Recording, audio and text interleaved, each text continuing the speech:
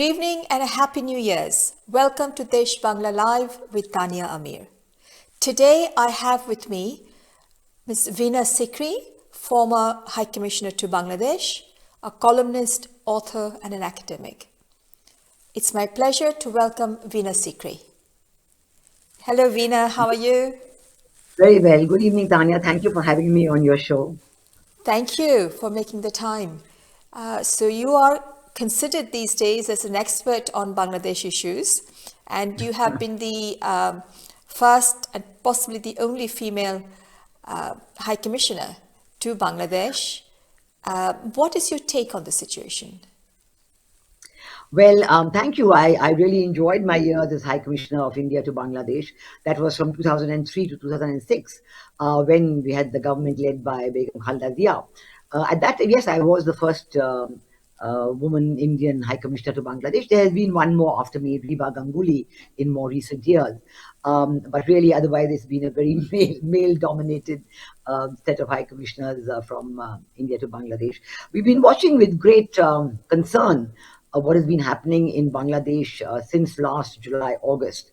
I think the whole concept of a so-called revolution or a so-called spontaneous student uprising, that has totally worn itself out, because it was Dr. Mohammed Yunus himself, when he was speaking in New York in September last year, when he went there for the UNGA, but he was speaking at the Clinton Global Initiative. And when he himself said to the audience that don't think this was spontaneous, it was meticulously designed. And then he introduced the mastermind and he said, here is the mastermind. So there comes on the stage Mahfouz Alam, who at that time was his special assistant and later became advisor to the interim regime and known by everyone in Bangladesh as a member of the Hizb ut-Tahrir. So I think Which is a banned organization in the UK. Yes, and it was banned in Bangladesh as well. But then, now I don't know what the situation is.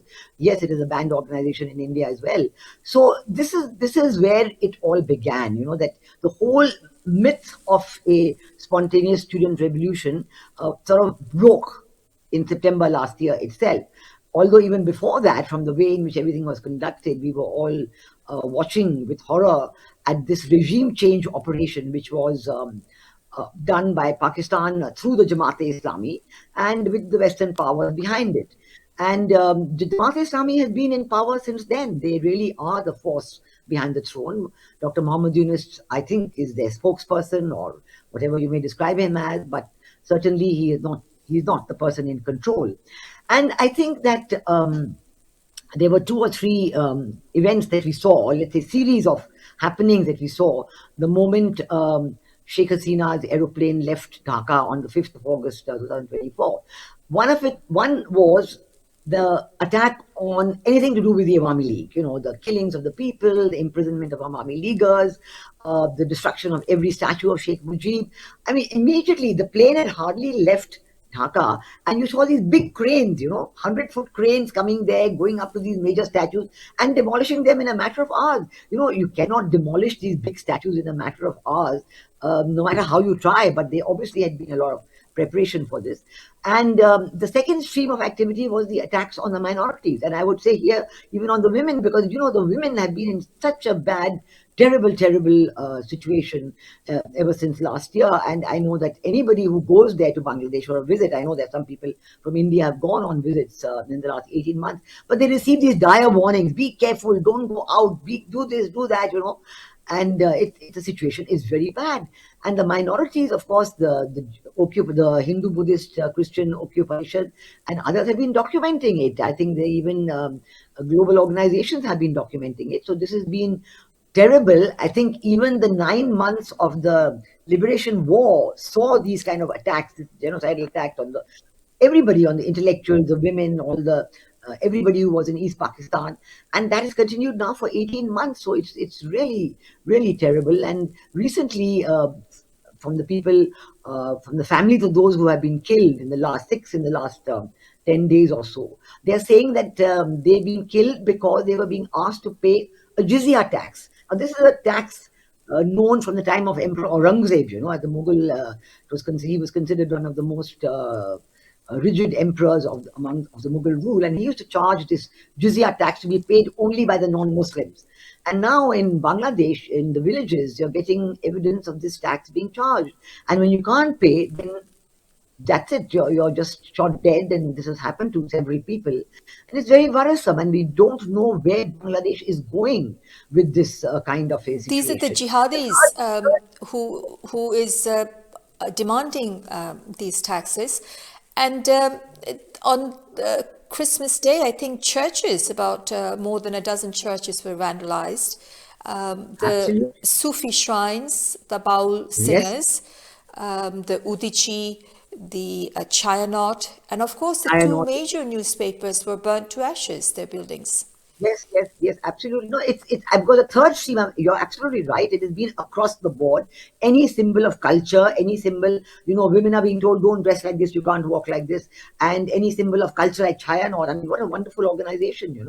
And the Baul singers, I mean, they are not only a big big string of connectivity between India and Bangladesh, because you have the Baul singers on the Indian side and the Baul singers on the Bangladesh side, and they've been, the civilizational connect in so many ways, but now their lives are in great danger and difficulty.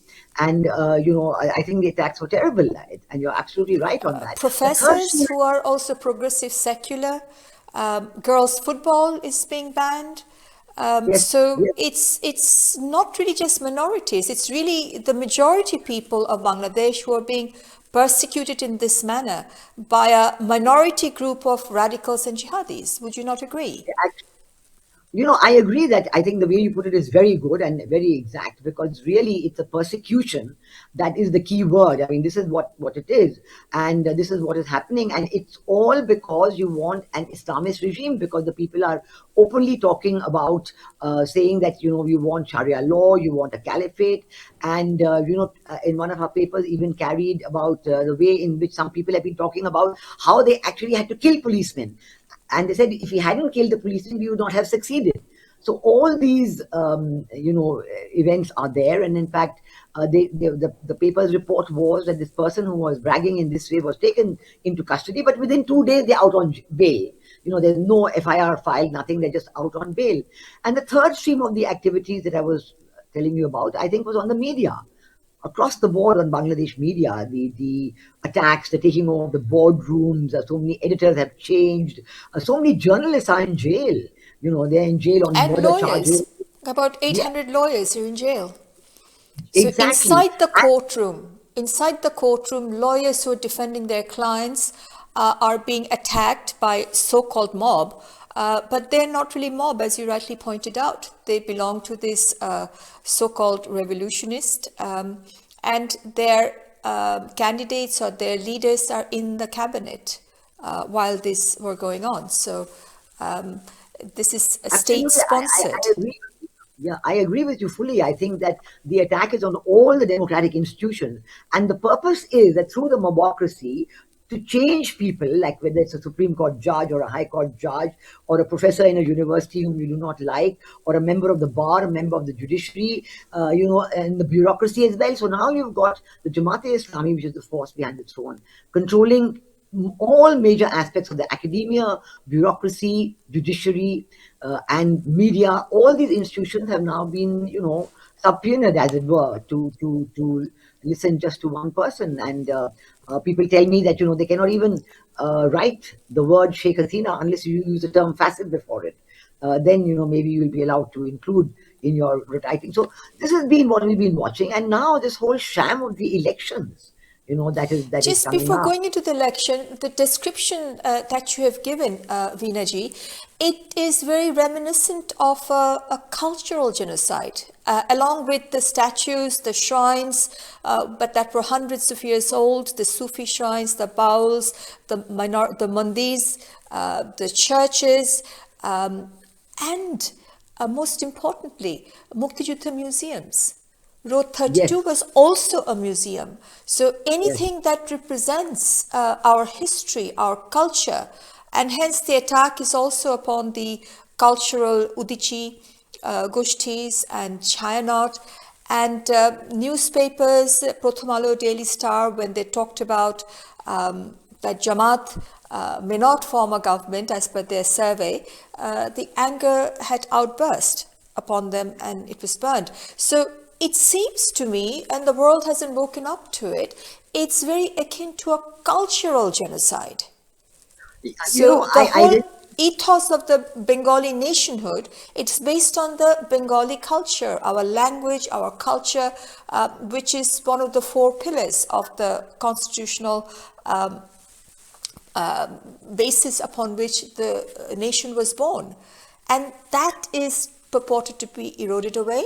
And Dr. Yunus, in the same meeting at the Clinton Institute, and thereafter, he repeatedly said that there should be a reset to history, push a reset button. So with that background, if we can move on to the election, and I would like to also focus on the referendum, because it seems that the referendum is cloaked very nicely within the framework of an election, and most people are punting whether BNP will come to power or Jamaat will come to power. But the real issue vis-a-vis Dr. Yunus is concerned, and he said that on the 1st of January of 2026, that the fulfillment of his regime will be once there is a referendum. So it doesn't matter who comes to power, possibly a national government is being planned, and Dr. Yunus would like to elevate himself as the president of the republic. And now the referendum, if we can focus on that, I know there's a lot of talk about inclusive election and free and fair inclusive election, but can there be a referendum on the same day? And the referendum is based on the July Charter, and the July Charter is not going to be annexed with the ballot papers, which is about 30 or 40 different items.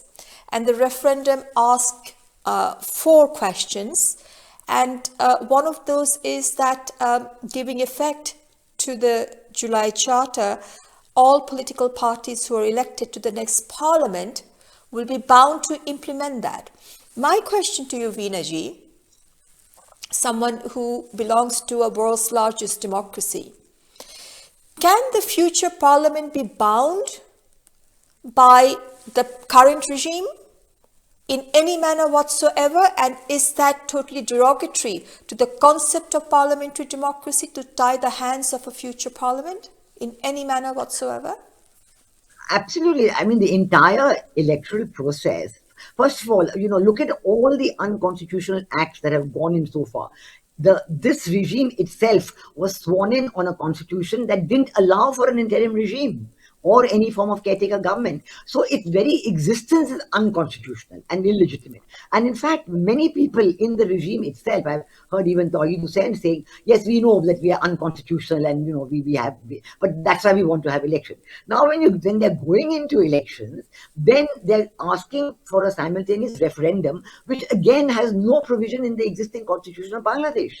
So this is again an unconstitutional act. So how can an unconstitutionally nominated regime, do the charade of a constitutional reform council, 6 reform committees, and a completely, 10 or 12 people getting together and making all these decisions on behalf of 180 million people, and then saying that, no, this is what it should be. Now, this is absolutely unheard of in a democracy. And I don't think anybody would give any credence, any democratic credence or any kind of credence, certainly no judicial credence at all, to what an outcome of such a referendum would be. The people, as you say quite rightly, don't even know what is in the July Charter. I think that, even if you want to get a copy of the July Charter, it's not that easy, I don't think it's been printed in any of the newspapers. Has there been any debate or discussion on the July Charter?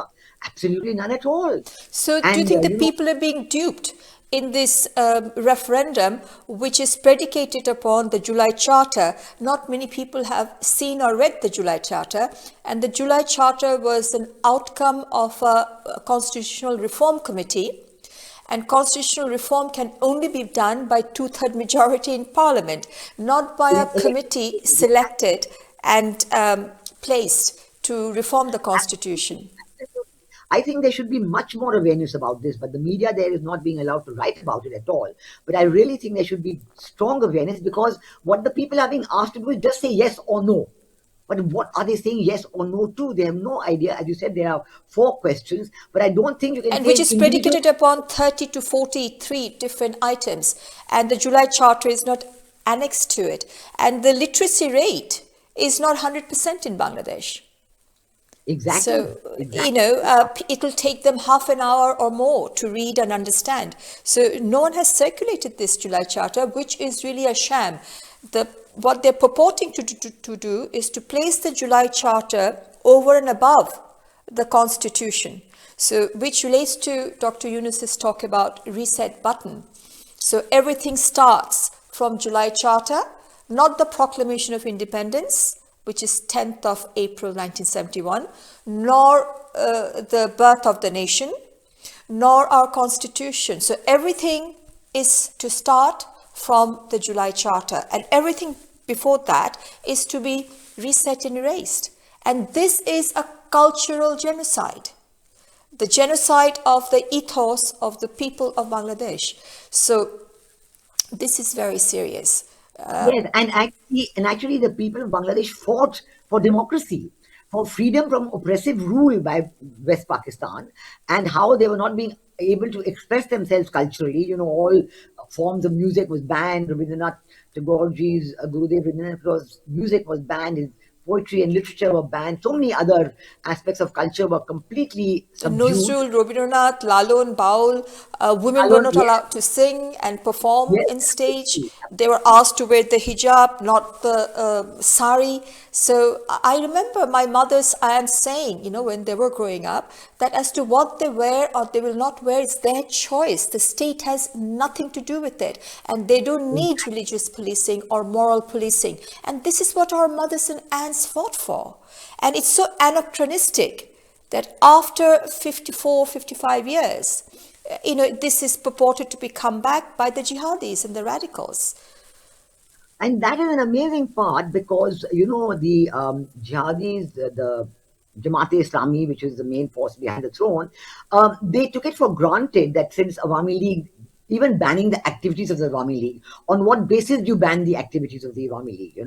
I mean, I would like to draw attention that even whatever you may call the regime, even in Pakistan, when Imran Khan was in jail, but his party people were allowed to take part as independents, and they won a lot of seats. And even in Sri Lanka, when Rajapaksa regime was brought down by another color revolution.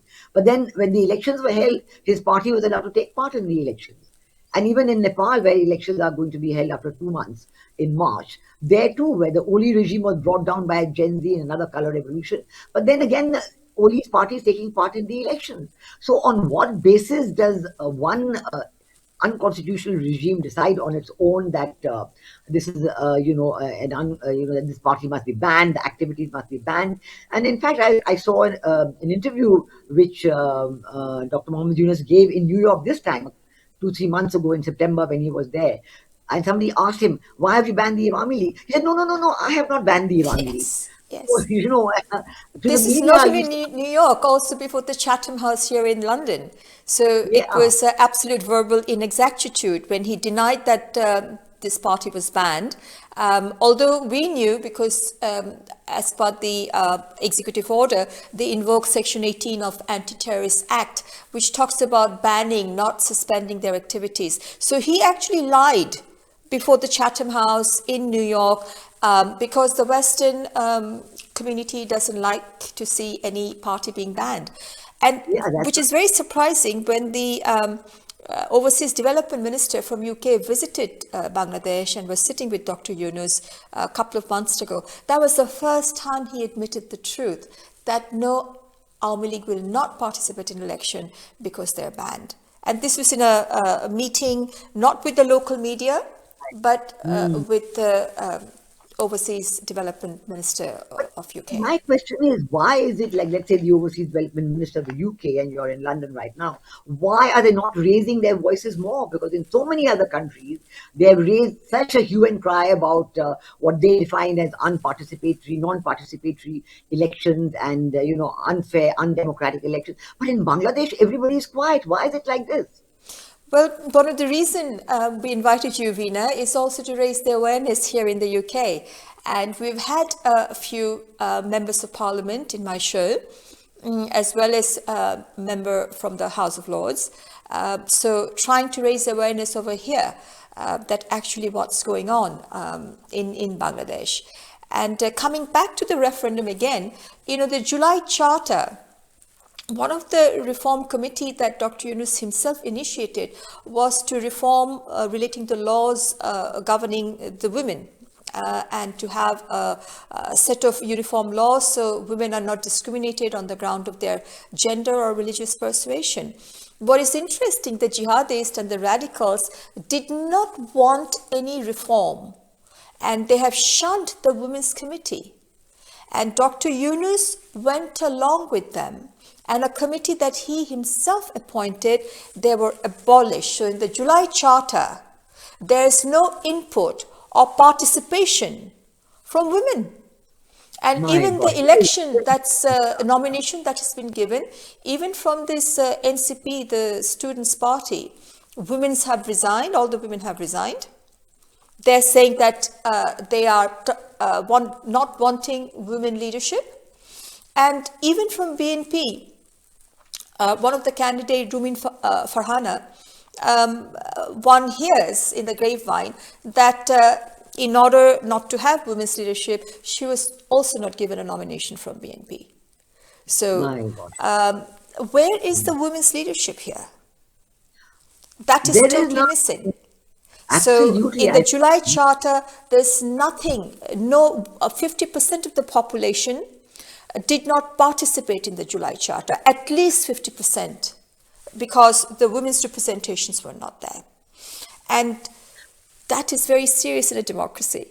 That is totally antithesis to democracy. Absolutely. That's on the one hand. On the other hand, as we discussed earlier, that in order to reform or amend the constitution, that can only be done by 2/3 majority in parliament. So Dr. Yunus initiated this reform commission or reform committee headed by, there were no constitutional lawyers or experts, known experts there. Ali Riaz was co-opted, an American national from US and brought in to carry out the task. And they purported and proposed constitutional amendment, which is absolutely coram non judice, because no government has been given power to amend the constitution, leave alone an unelected government. This can only be done by parliament. Yes, and absolutely. They have purported to reform the constitution, and by way of this referendum, they're trying to throw away the constitution, saying that the future parliamentarians and the parties who participated once elected, they are bound to implement the July Charter, which gives the July Charter, as I said, a higher position in the constitution or above the constitution and the proclamation of our independence. So this, in a way, they're trying to do away with the republican character of the nation itself. Yes, and I think this really directly contradicts. There's no law court that would allow this to happen. You know that. Bless you. I think there is no law court which would ever allow this to go through because, as you said, it contradicts every democratic principle. And the people of Bangladesh fought for these democratic principles all along. And even in so many elections in Bangladesh, like even when the caretaker regime was there, it was brought in because the 96 elections were considered to be not free and fair.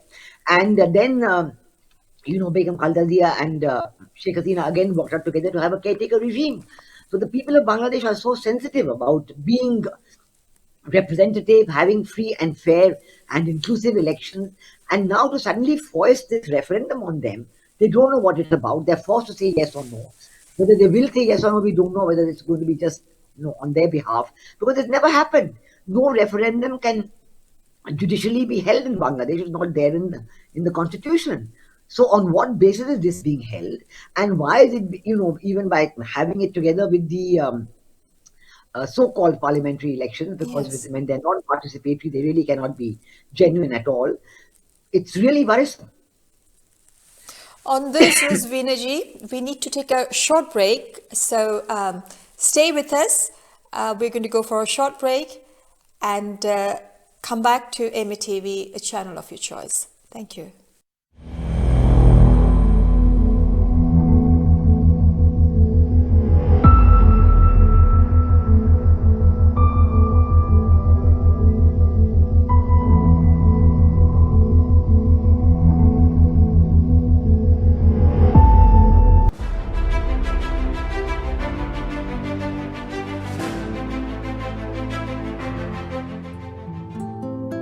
पहले मैं ऐसी दिखती थी 3 साल पहले।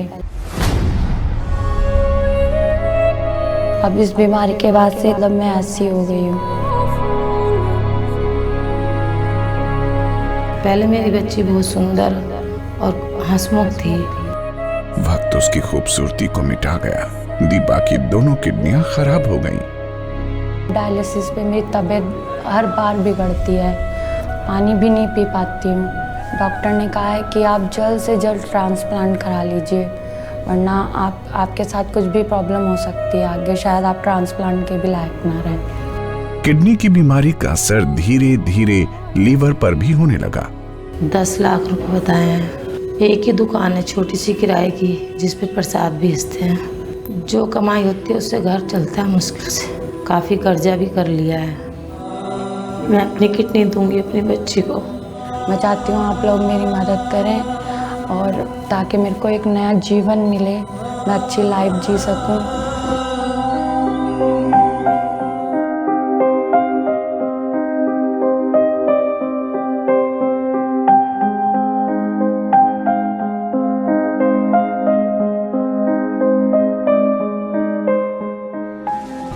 हम उदयपुर गए और उन्होंने हमारी गंगाराम में ट्रांसप्लांट के लिए जो पैसे दिए उससे हमारी हेल्प हुई। किडनी देने के लिए डॉक्टर ने बोला, मेरे मन में जरा भी कुछ नहीं आया। बच्चे को जीवन मिल रहा है माँ से, तो कोई बुरी बात नहीं है। अब मुझे अपनी लाइफ में मौका मिला है कि मैं जो भी मैंने स्टडी की है उसका मैं फ़ायदा उठा सकूं। अब मैं जॉब भी कर सकती हूँ और अपने लिए कुछ काम भी कर सकती हूँ। दीपा की गुम होती खुशियां वापस लौट आईं। मेरी बच्ची को नया जीवन मिल गया है और उससे मैं बहुत खुश हूँ। और अब हम माँ बेटी बिल्कुल ठीक हैं। नहीं तो हम तो उम्मीद खो ही चुके थे हर तरह से। काफ़ी हर तरह से मतलब केयरिंग के बाद अब दीपा हमारे साथ है। जिन लोगों ने भी मेरी हेल्प की है उन लोगों को भी मैं बहुत बहुत धन्यवाद कहना चाहती हूँ कि उन्होंने मेरी लाइफ को मतलब बचाया, मुझे ज़िंदगी जीने का दोबारा मौका दिया।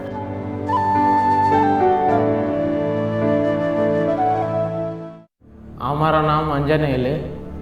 हमारा डिस्ट्रिक्ट महबूब नगर, तेलंगाना।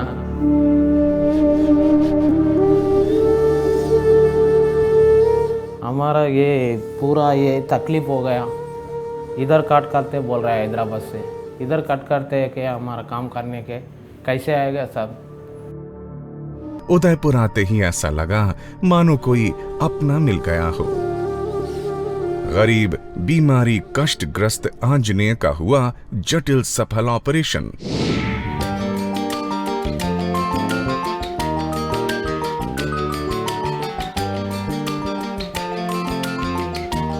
हमारा ये बीमार है, हमारा को इतना मोटा पैर है सर, इतना बीमार रहता वो निकल गया। उधर वो नारायण सेवा संस्था मुंबई के भेज देते, उधर ऑपरेशन कर दिया। हमारा 4 लाख रुपए खर्च हो गया। वो नारायण सेवा संस्था 4 लाख रुपए खर्च दिया था। अब 25 किलो वजन है, वो पूरा निकल गया। अब के इपड़ पूरा बीमार पूरा खत्म हो गया सर।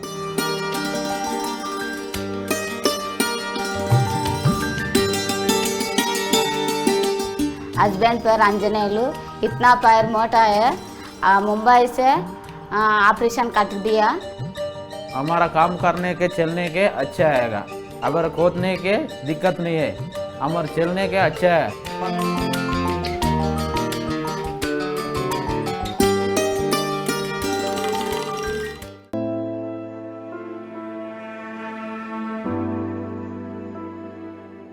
मेरे बच्ची के बचपन से समस्या है कि ये सुन नहीं पाती है, तो 5 साल पहले इसका ऑपरेशन हुआ था, कोक्लियर इम्प्लांट नाम का।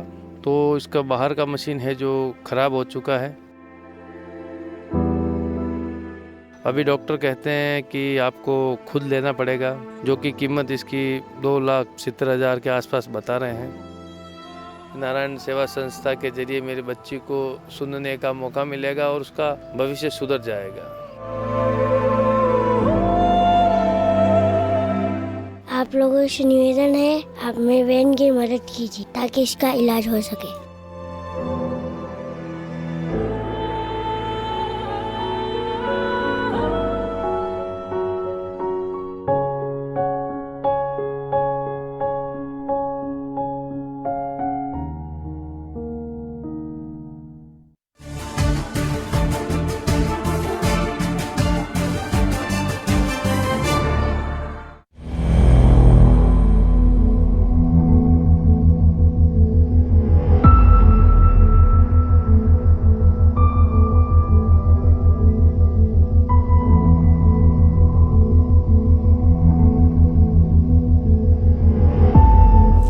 Dear viewers, thank you for remaining with us.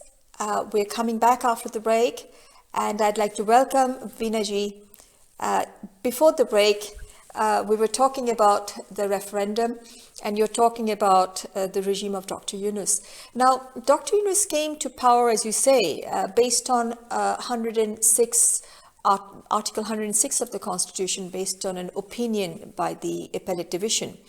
Now, that was predicated upon a resignation letter tendered by the Prime Minister, which they could not produce. So it begs the question whether there was a fraud upon the Constitution at all, whereby they have exercised Article 106 of the Constitution. But the second question is even more important, because that opinion, even if it's valid, which is questionable because no one has seen that opinion with the actual signature of the Appellate Division judges, and as I say, there is no resignation letter which this opinion is supposed to be sought, because there is supposed to be a resignation letter. But putting all that aside, that opinion mainly gives Dr. Yunus power to conduct day-to-day affairs of the Republic. Election or referendum is not day-to-day affair. So on that front alone, this is very problematic.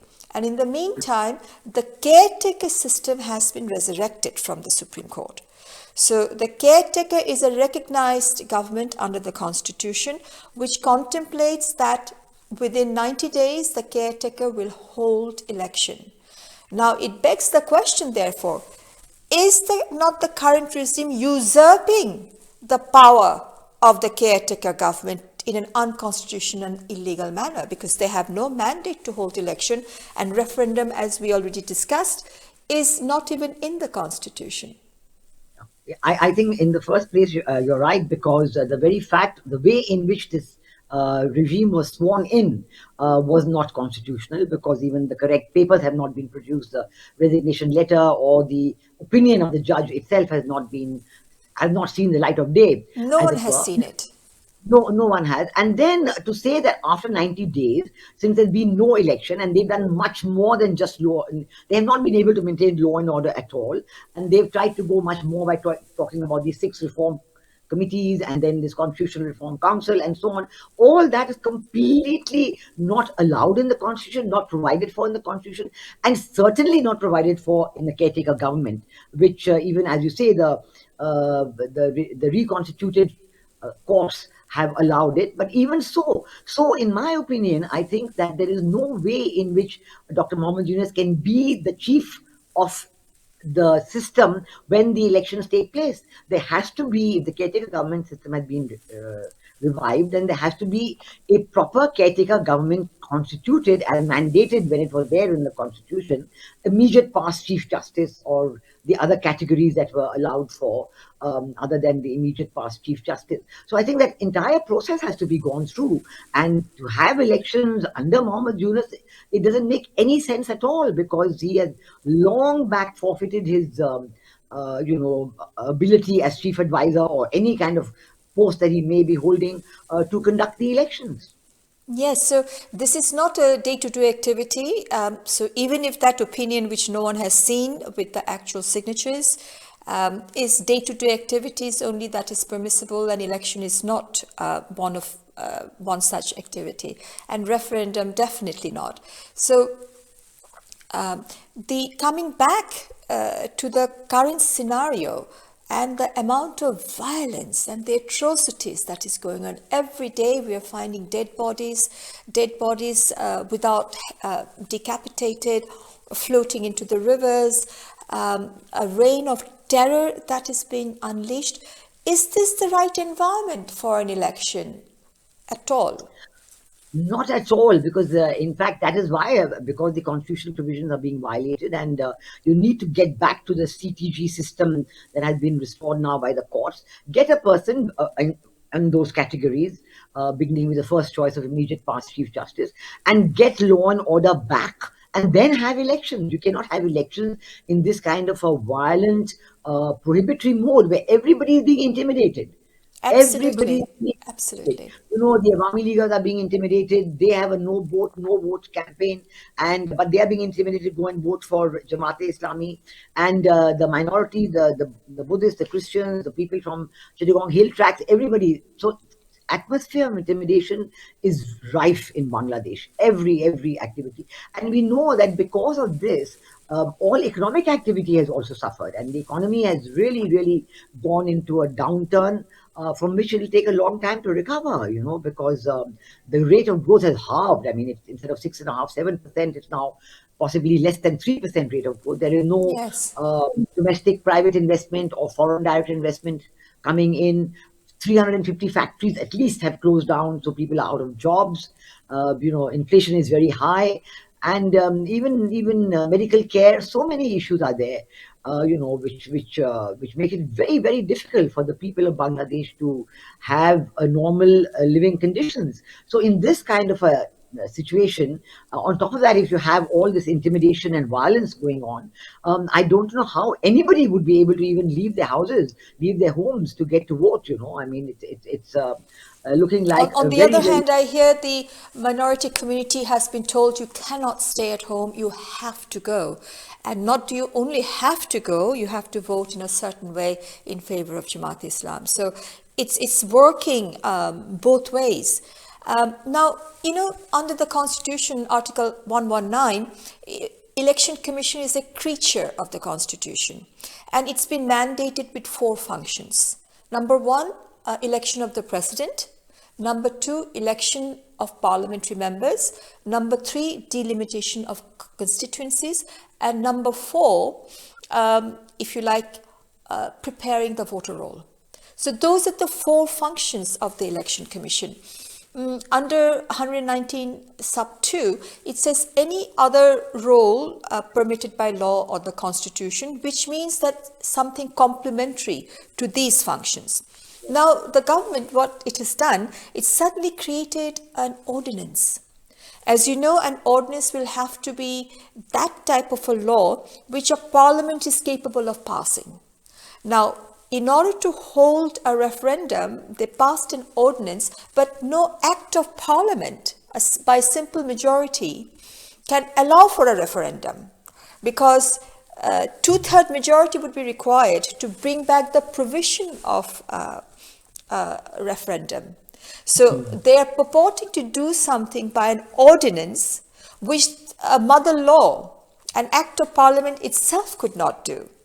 And what is interesting, in this ordinance, no mandate has been given to the Election Commission to hold a referendum. No power has been given. The presiding officers, who will collect the referendum and compilation, and they'll give it to the Election Commission, who will they'll do the tabulation and announce the result. That is a procedure, right?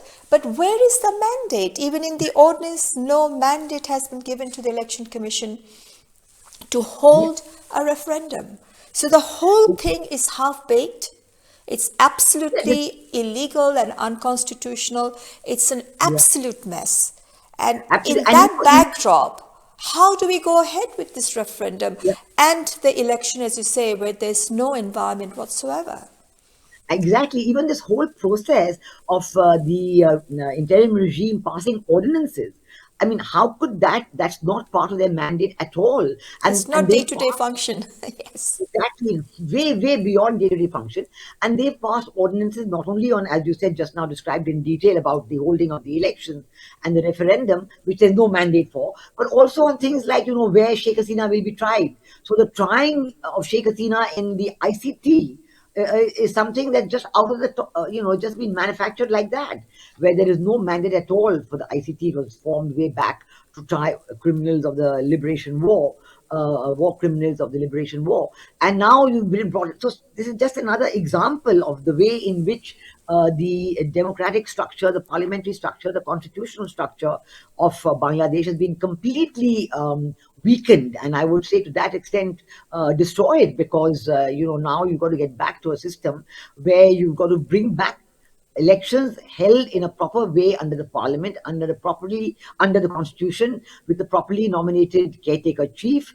And then you have to go in the newly formulated parliament and see which of these ordinances would ever pass muster, because an ordinance also has to be cleared by an elected parliament. So that is where the importance of inclusive elections comes in. And there is so much discussion on this going on right now. I really hope that they do come up with an agreement on having inclusive elections. As you rightly pointed out, the International Crimes Tribunal, they've changed the constitution of it. So they've appointed judges. As per the law and the constitution, they can only be individuals who are eligible to be High Court judges. Now, some of them has passed their retirement age, so they're not eligible to serve as High Court judge. So the question of serving in the ICT doesn't arise. And some of them never even served as a judge ever in their life. So they have no experience whatsoever to perform as a judge. And the international criminal law is not an easy subject. You need to have skill, know-how, and someone who has never acted as a judge. How does that person even qualify? On the other hand, you have the prosecutor. The chief prosecutor was serving as the chief defense counsel for Jamaat Islam. So there's a total conflict of interest to act as a prosecutor. So a lot of people have termed this as a kangaroo court, which has no jurisdiction to conduct themselves in this manner. So that remains a very important issue, and I'm sure in the future these issues will come up, both on the question of extradition, whether it was politically motivated or not, and as well as before the national courts when it goes for appeal before the highest judiciary. So these questions will definitely come up, whether they at all even had the jurisdiction. The other important point that you raise, Veenaji, is the whole question of a caretaker government headed by the immediate past Chief Justice. So that provision has been resurrected from the highest court of the land. And Jamaat and some of its lawyers tried to say before the media, they immediately ran out of the court and caught the media attention, saying that this will only be effective in the next parliamentary election and not now. Soon thereafter, because the Supreme Court, under the leadership of the immediate past Chief Justice, has its own secretariat. So there was a press release of the operative part of the judgment that I have seen. And I have not seen anything there where the appellate division has said that this is not effective immediately. Once a provision of the Constitution is resurrected, it's effective there and then. So we have a provision in the Constitution of a caretaker government, as you rightly say, which can hold free, fair and inclusive election with the full constitutional mandate. Why on earth are we not pursuing it, and why our development partners, both at home, various ambassadors, high commissioners at home and abroad, Why aren't we highlighting that and challenging Dr. Yunus's mandate or authority to hold anything beyond day-to-day function, which he has done? This is a very, very important question, because the omerta, this wow of silence that is there, nobody is questioning anything that Dr. Mohammed Yunus has done or is doing, and nobody is linking it up to these very important constitutional questions that you and I have been discussing just now.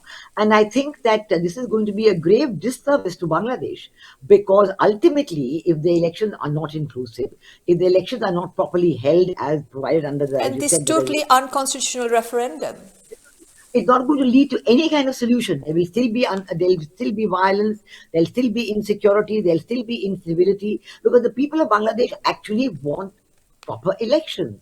And in fact, Mohammed Yunus, for the first few weeks or months that he was there, he kept talking about this, saying, oh, earlier elections were not proper, so we have to give our children a right to vote in elections that are properly held. And he's doing exactly the same thing himself. He's what he was accusing Prime Minister Sheikh Hasina of doing. He's doing exactly the same thing himself.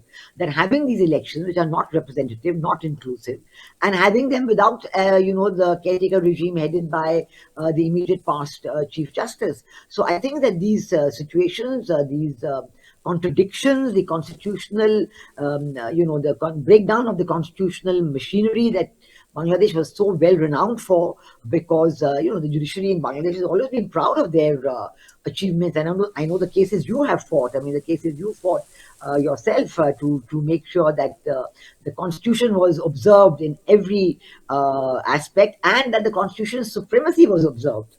To say that the constitution is supreme, it's above any other document. Supreme law of the republic, as a solemn expression of the will of the people. So That's right. What is very interesting here is that in the referendum, the July Charter, the so-called Charter, they've taken the word secular out of the Constitution. And that's the key. I think most of our development partners and even friends and colleagues at home and the media is not talking about that enough. So basically the basic characteristics of the Constitution is purported to be thrown out of the window. So the word secular has been taken out in the July Charter. This is what they want to implement by this referendum. And the balance between power between the president and the prime minister. Now, the president wants to have more power, and they talk about the balance of power between the president and the prime minister. So the indication, what it seems that perhaps Dr. Yunus has his eye in a non-secular Bangladesh and changing its republican character. Now, incidentally, Veena-ji, even if Parliament wanted to change these basic characteristics of the Constitution, in Bangladesh, as you know, we have this doctrine of basic structure, which means that the basic structure of the Constitution cannot be amended away. So these are the basic pillars upon which the Constitution is predicated. So like democracy, rule of law, a secular character of the Constitution cannot be eroded away.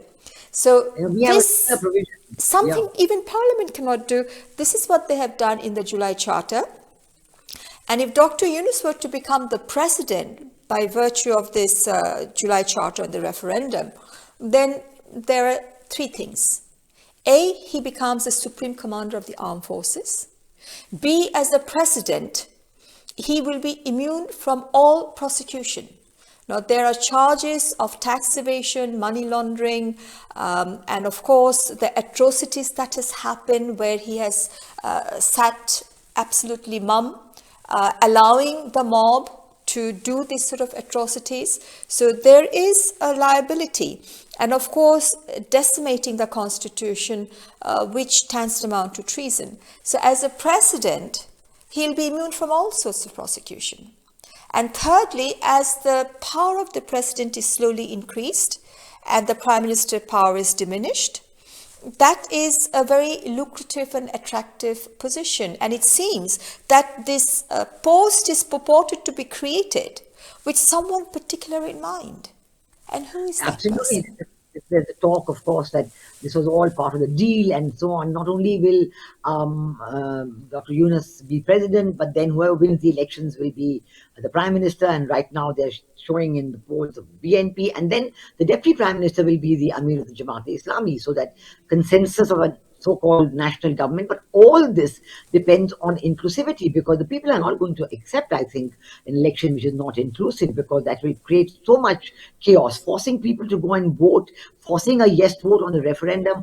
All this are not It's not factors even a referendum. It's like 4 questions. One is to bind future parliament based on 30 to 43 different items, which is not annexed with the ballot paper. So it's ludicrous. And those items are absolutely, all of them is unconstitutional, where there's been no representation of women or women's rights or women's equality. What you spoke about basic structure is very important. We have the same, that nobody can change the basic structure of the constitution. The basic pillars of the constitution, they have to remain, like in our Which case, is democracy, the human rights, the rule of law, the equality of the 3 organs of the republic, and the secular nature of the constitution, which is paramount. And they have touched upon that. No government can change the constitution, whether by referendum or otherwise. Only parliament can, and even parliament cannot change this basic structure. That's right. So this is very, very worrisome, that Bangladesh may remain a name, but the very ethos, the very culture, our identity, our cultural premise is all purported to be demolished. And this tantamounts to a cultural genocide. Would you not agree?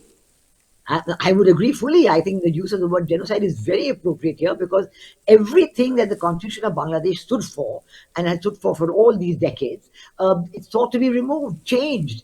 And so that means that the cultural basis of Bangladesh will be sought to be changed. And I think we've already seen a kind of an indication of the reaction of the people, because when, Mohammed Yunus tried to change the instructions given earlier that in every school there will be a music teacher, a singing teacher, a dance teacher, and a PT teacher, physical training teacher. He changed that, and actually there was quite an eruption on the campuses, on the colleges and the universities, And I remember seeing some of the coverage where they said that the students were saying culture and religion for us are 2 sides of the same coin. They have to be blended together. We all are religious, but we value our culture as well. But this whole anger that erupted was completely suppressed. It was not covered in the media, but the news did come to India that this has happened. And when they raise a very interesting point, because this is just not mob, it is not just Jamaat Islam, which is purporting to demolish our culture. This is actually government sponsored, because the government had passed a law, and our viewers must understand that. And the law is that government will not make any appointment for physical education teachers or music teachers. They will be replaced by clergy. So the young minds will not have any physical education, nor any music, dance, poetry, theater, nothing of the sort. So it's kind of a Talibanization of society. So this is something very, very worrisome, and the Bangladeshis will have to rise up against this sort of cultural genocide and persecution. Vinaji, any last word before we end the show?